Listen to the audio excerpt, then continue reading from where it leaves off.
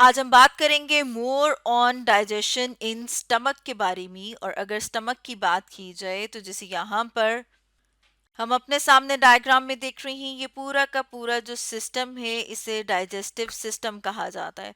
और इसमें से स्टमक को इनलार्ज करके हम देख रहे हैं।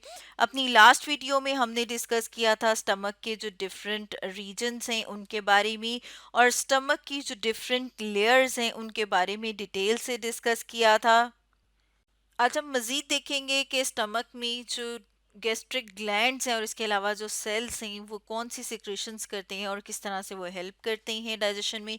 तो मज़ीद समझते हैं हम एक एनिमेशन की मदद से। एनिमेशन हम देख रहे हैं यूट्यूब का एक चैनल इन्फिनिटी लर्न नीट से। अब हम इस वीडियो को इनलार्ज करते हैं, साथ प्ले करते हैं। तो जैसे कि यहाँ पर हम अपने सामने देख रहे हैं कि जो हमारा डाइजेस्टिव सिस्टम है वो बकल कैविटी या माउथ से स्टार्ट होता है। फूड को हम चबाते हैं जिसे कि मेस्टिकेशन कहा जाता है। तो यहाँ पर हमने लिखा है कि फूड जो है वो मेस्टिकेटेड होती है। उसके बाद वो पास होती है एसोफेगस से, जिसे कि फूड पाइप कहा जाता है। फूड पाइप डाइजेशन में हेल्प नहीं करता, सिर्फ और सिर्फ फूड का पैसेज होता है वहाँ से, यानी कि फूड का रास्ता है, इसलिए उसे फूड पाइप कहा जाता है। और इसकी जो वॉल है वो कॉन्ट्रैक्ट और रिलैक्स करती है ऑल्टरनेटिवली, और इस मूवमेंट को पेरिस्टालसिस कहा जाता है। ये भी हमने अपनी लास्ट वीडियो में डिस्कस किया था कि ऑल्टरनेट रिदमिक होती है, ऑल्टरनेशन और रिलैक्सेशन होती है मसल्स की, और उसको हम कहते हैं पेरिस्टालसिस।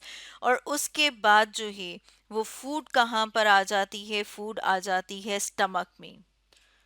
अब स्टमक में जो डाइजेशन है वो दो तरह की होती है, एक मैकेनिकल डाइजेशन और दूसरी हम कहते हैं केमिकल डाइजेशन। मैकेनिकल डाइजेशन जिसमें जो हमारी स्टमक की वॉल है वो तेज़ी से कॉन्ट्रैक्ट और रिलैक्स करती है, उसे चर्निंग प्रोसेस कहा जाता है। यानी इस तरह से होता है जैसे कि ग्राइंडर के अंदर फूड जो है वो जूसेस के साथ मिक्स हो रही होती है। क्योंकि ये मसल्स तेज़ी से कॉन्ट्रैक्ट और रिलैक्स करें इसलिए उसको मैकेनिकल डाइजेशन कहा जाता है। और केमिकल डाइजेशन की अगर हम बात करें तो जो केमिकल्स की वजह से डाइजेशन होती है उसे कहते हैं कि वो होती है केमिकल डाइजेशन। केमिकल डाइजेशन में जैसे कि यहाँ पर हम देख रहे हैं कि इसका मतलब है कि इसमें क्या इन्वॉल्व होते हैं, इसमें गैस्ट्रिक जूसेस इन्वॉल्व होते हैं। और अब अगर हम उनको देखें कि इसमें क्या क्या आता है, इसमें आता है हाइड्रोक्लोरिक एसिड, म्यूकस और पेप्सिन एंजाइम। और इनको जो है वो सिक्रीट करते हैं हमारे स्टमक की इनर लाइनिंग के अंदर। जो हमने कहा था कि पिट्स मौजूद होती हैं, उनमें मौजूद खास किस्म के सेल्स। जैसे कि यहाँ पर इसे हम समझते हैं एक डायग्राम की मदद से। तो स्टमक का अगर हम इतना सा जो पोर्शन है उसको इनलार्ज करके देखें तो इसमें हमें ये जो जगह नज़र आ रही हैं ये क्या है कि गैस्ट्रिक पेट्स हैं जो बाहर से इस तरह है। और अगर हम अंदर से देखें गैस्ट्रिक पेट तो वो हमें ऐसी नज़र आती है। गैस्ट्रिक पेट के अंदर जो है वो तीन तरह के जो है वो सेल्स हैं। म्यूकस सेल्स जो कि म्यूकस को रिलीज करते हैं, जो कि हमें यहाँ पर इस तरह से म्यूकस की जो एक लाइनिंग सी है वो स्टमक के अंदर नज़र आती है।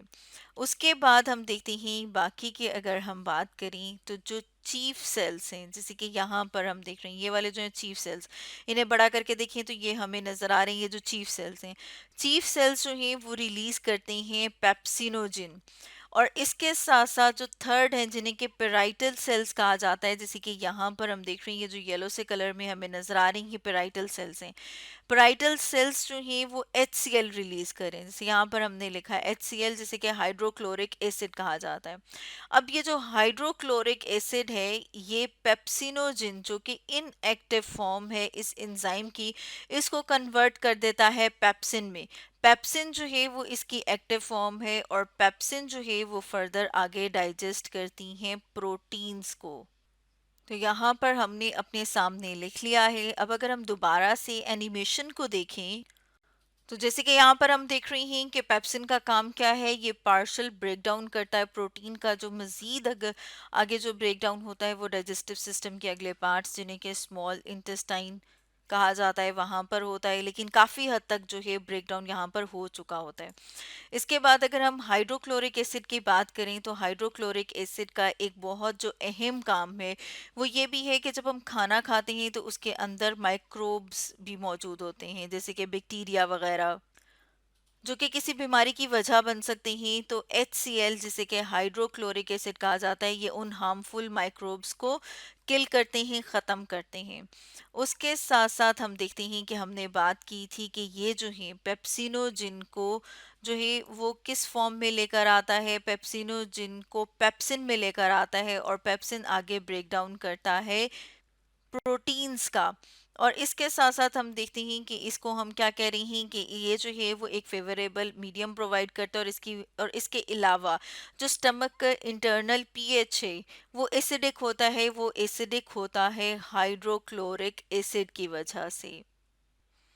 अब हम कह रही हैं कि यहाँ पर जो सेल्स हैं वो क्या प्रोड्यूस कर रही हैं, वो HCl प्रोड्यूस कर रहे हैं। तो यहाँ पर अगर हम HCl लिख देते हैं, इसे हम ब्लैक कलर से लिख देते हैं HCl, जिसे क्या हाइड्रोक्लोरिक एसिड है।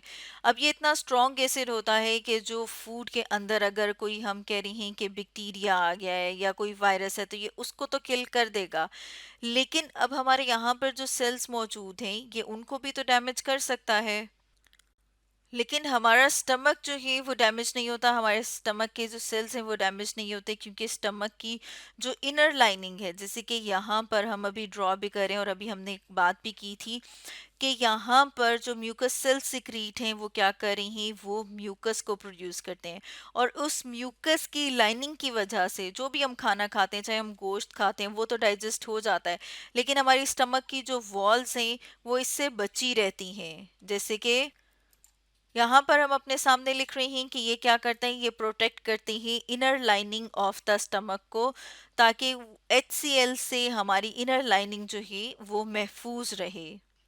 अब एक और एनिमेशन से हम स्टमक की जो मूवमेंट है उसको देखेंगे। हम देख रहे हैं यूट्यूब का चैनल ग्रेट पैसिफिक मीडिया, इसे हम इनलार्ज करते हैं। तो जैसे कि यहाँ पर हम देख रहे हैं कि इसोफेगस से जो फूड है वो स्टमक के अंदर आ रही है, और स्टमक में आप देख रहे हैं ये तेज़ी से जो है इसमें मूवमेंट्स होना स्टार्ट हो रही हैं। यानी कि फूड जो है ये देख रहे हैं जैसे कि अंदर एंटर हुई है तो इसके अंदर जो जूसेस हैं वो फूड के साथ मिक्स हो रहे हैं। तो यहाँ पर ये जो इस तरह की इसकी तेज़ तेज़ मूवमेंट्स हैं, इन्हें जो है वो चर्निंग कहा जाता है, या जो हम कह रहे थे ना कि एक ब्लेंडर की तरह से काम कर रहे हैं। तो ये जो अभी हमें स्लो के नजर आ रही है ये बहुत तेज होती हैं। तेजी से स्टमक इस तरह से मूव करता है और इसके अंदर जो जूसेस मौजूद होते हैं वो फूड के साथ मिक्स होते हैं। और इसके अलावा जैसे कि हमने यहाँ पर बात की थी कि चर्निंग प्रोसेस के अलावा जो है वो केमिकल डाइजेशन होती है। और केमिकल डाइजेशन में जो है वो हाइड्रोक्लोरिक एसिड है, इसके अलावा पेप्सिनोजिन जो कि HCl की मौजूदगी में पेप्सिन में कन्वर्ट हो जाता है। इसके साथ साथ म्यूकस के जो सेल्स हैं, स्टमक के जो सेल्स हैं, वो म्यूकस भी रिलीज करते हैं ताकि फूड तो डाइजेस्ट हो जाए, लेकिन उसके साथ साथ जो स्टमक की अपनी वॉल है वो वहीं पर मौजूद रहे। और अब ये जो फूड इसके अंदर मौजूद है इसे क्या कहते हैं, इसे काइम कहा जाता है। तो यहाँ पर हम अपने सामने लिख रहे हैं काइम। अब ये जो है वो सेमी लिक्विड फॉर्म में आ गया है, और इसको फिर आगे फर्दर मूव कर दिया जाता है इस पार्ट में, जो कि स्मॉल इंटेस्टाइन यहाँ से शुरू हो जाती है, और फिर फर्दर आगे मजीद डाइजेशन और फूड की एब्जॉर्प्शन होती है स्मॉल इंटेस्टाइन में। तो स्टूडेंट्स, आज हमने डिस्कस किया डाइजेशन इन स्टमक के बारे में।